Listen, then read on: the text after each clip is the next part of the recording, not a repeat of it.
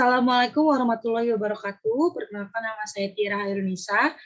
NIM saya 432190101117 yang merupakan mahasiswi program studi S1 Akuntansi Fakultas Ekonomi dan Bisnis Universitas Mercu Buana. Di sini saya akan mempresentasikan hasil penelitian saya mengenai pengaruh good corporate governance dan ukuran perusahaan terhadap kinerja keuangan, studi kasus pada perusahaan sektor lembaga keuangan bank yang terdaftar di Bursa Efek Indonesia pada tahun 2016 sampai dengan 2020. Dengan dosen metodologi penelitian saya, yaitu Ibu Erna Setiani, DR SE MSI. Selanjutnya, pada fenomena di Indonesia ini sangat dibutuhkannya pengawasan terhadap perusahaan sektor keuangan. Dengan adanya pengawasan yang dilakukan ini, Indonesia diharapkan agar memiliki sistem keuangan yang sehat. Dalam membangun ketahanan perusahaan akibat dari pandemi COVID-19. Contohnya pada Bank Negara Indonesia melakukan perubahan kebijakan strategis tahun 2020 yang lebih fokus terhadap perbaikan kualitas kredit, efisiensi biaya, dan penguatan layanan digital. BNI juga berharap strategi ini akan mampu menghadapi perubahan dan tantangan bisnis dalam menjaga ketahanan di persaingan industri perbankan. BNI juga telah menerapkan tata kelola yang baik dan sesuai pada penerapan GCG. Pada tahun 2020, laba bersih BNI sebesar 3,28 triliun rupiah, total aset sebesar 891,34 triliun rupiah, pertumbuhan kredit naik sebesar 5,3% YoY dari sebelumnya, yaitu 556,77 triliun rupiah menjadi 586,21 triliun rupiah. Himpunan dana ketiga sebesar 679,45 triliun rupiah dan pendapatannya mencapai 27,82 triliun rupiah. Pendapatan bunga yang didapatkan adalah 37,15 triliun rupiah dan rasio kredit bermasalah atau NPL di level 4,3%, rasio pinjaman terhadap simpanan atau LDR sebesar 87,3%, dan rasio kecukupan modal atau CAR sebesar 16,8%.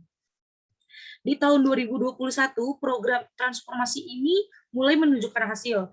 Terbukti dari pemulihan kinerja secara finansial, total asetnya tercatat 919,4 triliun rupiah atau tumbuh 5,9% YoY, dipotong DPK 668,6 triliun rupiah, tumbuh 1,4% YoY. Kredit juga tumbuh sebesar 3,7% YoY menjadi 570,6 triliun rupiah.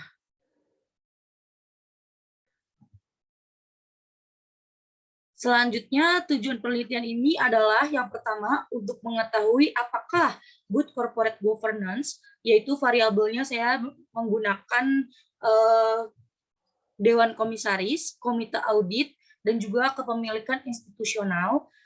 Apakah ini memiliki pengaruh terhadap kinerja keuangan? Yang kedua, untuk mengetahui apakah ukuran perusahaan memiliki pengaruh terhadap kinerja keuangan. Selanjutnya yaitu teori yang digunakan. Teori yang saya gunakan yaitu teori keagenan, karena teori keagenan ini dibangun sebagai upaya untuk memahami dan memecahkan masalah yang muncul manakala ada ketidaklengkapan informasi pada saat melakukan kontrak atau perikatan. Kontrak yang dimaksud di sini adalah kontrak antara prinsipal atau pemberi kerja, misalnya pemegang saham, atau pemimpin perusahaan dengan agen, penerima perintah, misalnya manajemen atau bawahan.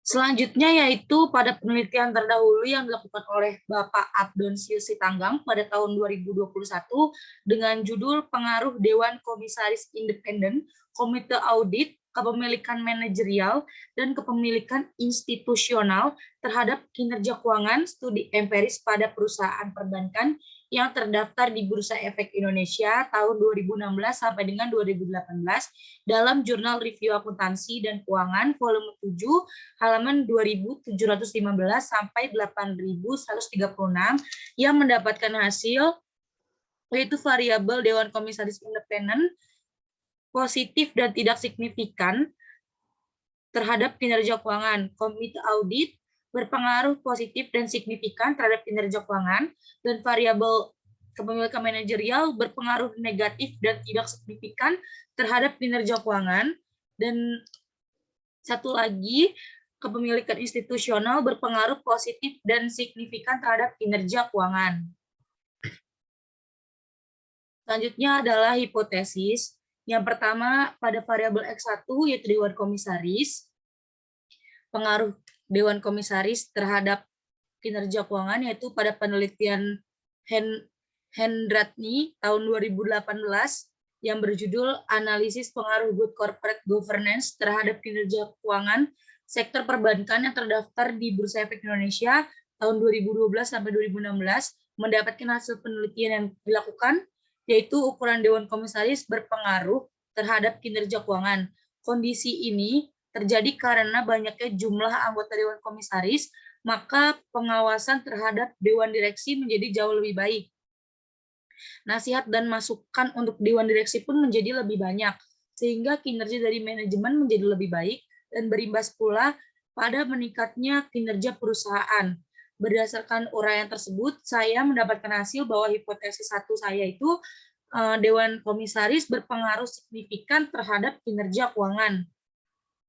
Yang kedua ada pengaruh komite audit terhadap kinerja keuangan, di mana komite audit ini berfungsi sebagai penghubung antara pemegang saham dan Dewan Komisaris dengan pihak manajemen dalam menangani masalah pengendalian.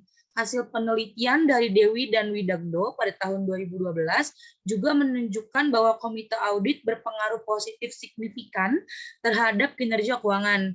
Hipotesis penelitian ini dapat dirumuskan yaitu H2 mendapatkan komite audit berpengaruh signifikan terhadap kinerja keuangan.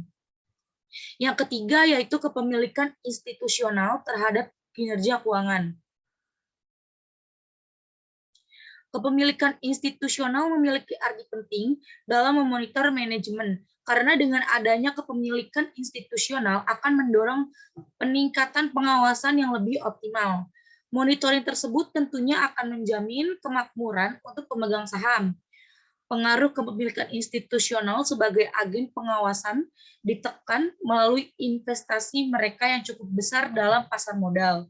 Secara teoristis, bahwa semakin kuat kontrol terhadap perusahaan, maka akan semakin tinggi pula kepemilikan institusional terhadap perusahaan. Kinerja perusahaan akan naik apabila pemilik perusahaan bisa mengendalikan perilaku manajemen supaya bertindak sesuai dengan tujuan perusahaan. Nah, berdasarkan uraian di atas, saya mendapatkan H3, yaitu kepemilikan institusional memiliki pengaruh positif dan signifikan terhadap kinerja keuangan. Yang keempat yaitu pengaruh ukuran perusahaan terhadap kinerja keuangan. Ukuran perusahaan adalah besar kecilnya suatu perusahaan yang dilihat dari besar asetnya yang dimiliki oleh perusahaan tersebut. Perusahaan yang berukuran besar biasanya memiliki peran sebagai pemegang kepentingan yang luas. Pada penelitian Rohmah 2013 menemukan bahwa variabel ukuran perusahaan memiliki pengaruh positif terhadap kinerja keuangan. Maka H4 didapatkan yaitu ukuran perusahaan berpengaruh terhadap kinerja keuangan. Selanjutnya ada kerangka pikiran, di mana saya menggunakan variabel Dewan Komisaris sebagai X1, komite audit sebagai X2, kepemilikan institusional sebagai X3, ukuran perusahaan sebagai X4, dan kinerja keuangan sebagai variabel Y. Selanjutnya di sini desain penelitian yang saya gunakan yaitu penelitian deskriptif. Di sini saya menggunakan penelitian deskriptif karena ini adalah metode desain berbasis teori yang dibuat dengan mengumpulkan, menganalisis, dan menyajikan data yang dikumpulkan sesuai dengan penelitian saya. Selanjutnya pada metode sampling, saya menggunakan proposal sampling karena proposal sampling ini adalah suatu teknik pengambilan sampling non-random, di mana sampling yang diambil dengan cara menetapkan ciri-ciri khusus. Ciri-ciri khusus yang saya gunakan yaitu yang pertama, perusahaan tersebut tidak di-delisting selama periode penelitian dan memiliki laporan keuangan dan catatan atas laporan keuangan yang dipublikasi tahun 2016 sampai tahun 2020. Apabila perusahaan mengalami delisting dan data yang diperlukan tidak dipublikasi, maka perusahaan dikeluarkan dari sampel agar penelitian dapat tetap dilanjutkan. Yang kedua yaitu perusahaan tersebut menggunakan mata uang bernominasi rupiah dengan alasan agar terdapat keseragaman data dari penelitian yang digunakan. Yang ketiga yaitu perusahaan tersebut memiliki kepemilikan institusional. Yang keempat, perusahaan tersebut mengeluarkan data mengenai komite audit dan dewan komisaris.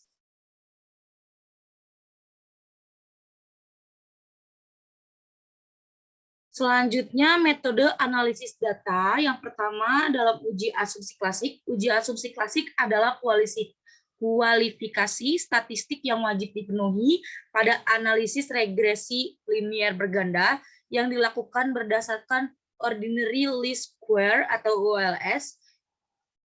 Yang pertama yaitu uji normalitas.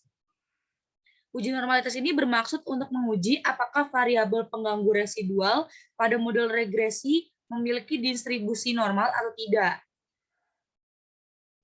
Uji normalitas pada penelitian ini menggunakan metode analisis statistik. Uji statistik non-parametrik Kolmogorov-Smirnov dapat dilakukan untuk menguji statistik normalitas residual dengan ketepatan sebagai berikut. H0 sama dengan nilai signifikan kurang dari 0,5, maka data residual terdistribusi normal. HA, nilai signifikan lebih besar daripada 0,5, maka data residual tidak terdistribusi normal. Yang kedua yaitu uji multikolinearitas. Ada atau tidaknya gejala multikolinearitas pada model regresi bisa diketahui melalui memeriksa besarnya nilai FIF atau variance inflation factor dan nilai toleransi, di mana jika nilai FIF kurang dari 10 dan jika nilai tolerance kurang dari 0,1, maka tidak terjadi multikolinearitas. Dan sebaliknya, jika nilai FIF lebih dari 10 dan nilai toleransi kurang dari 0,1, maka terjadi multikolinearitas. Yang ketiga ada uji heteroskedastisitas. Tujuan dari uji heteroskedastisitas ini adalah untuk menguji apakah memiliki ketimpangan pada residual dari suatu pengamatan ke pengamatan lainnya dalam model regresi. Bila terjadi hemokedastisitas, di mana variabel dari residual satu observasi ke observasi lain tetap, maka memiliki model regresi yang tidak baik. Terjadi atau tidaknya heteroskedastisitas dapat diketahui melalui jika nilai signifikan kurang dari A sama dengan 0,5, maka terjadi heteroskedastisitas. Jika nilai signifikan kurang A atau sama dengan 0,05, maka terjadi heteroskedastisitas. Yang kedua yaitu uji hipotesis. Saya menggunakan analisis regresi linear berganda dengan rumus Y sama dengan A ditambah B 1x1 ditambah B 2x2 ditambah B 3x3 ditambah C ditambah B 4x4, di mana Y adalah kinerja keuangan, X1 adalah dewan komisaris, X2 adalah komite audit, X3 kepemilikan institusional, X4 ukuran perusahaan, A konstanta atau nilai Y jika X1, X2, X3, dan X4 sama dengan 0, B1, B2, B3 sama dengan koefisiensi regresi atau peningkatan penurunan variabel Y yang didasarkan pada variabel X. Yang kedua adalah analisis koefisien determinasi R square, yaitu dapat menguji kemampuan model dalam menjelaskan variasi variabel dependent atau variabel bebas. Dalam penelitian ini, analisis koefisien determinasi diuji untuk mengetahui bagaimana variabel Dewan Komisaris, Komite Audit, kepemilikan institusional, dan ukuran perusahaan mempengaruhi variabel kinerja keuangan. Uji parameter individual atau uji T. Tujuan dari uji T ini sebagai uji parsial supaya dapat menguji secara parsial atau terpisah pengaruh yang signifikan terhadap variabel yang terkait terhadap variabel bebas, di mana jika tabel kurang T hitung atau signifikan kurang 0,05 dalam 5%, maka HO diterima. Maka HO ditolak. Pada penelitian uji T ini dimaksud untuk mengetahui apakah variabel bebas dapat mempengaruhi kinerja keuangan atau tidak. Sekian pemaparan hasil penelitian yang saya lakukan, dan terima kasih kepada Ibu Erna selaku dosen Medlit. Wassalamualaikum warahmatullahi wabarakatuh.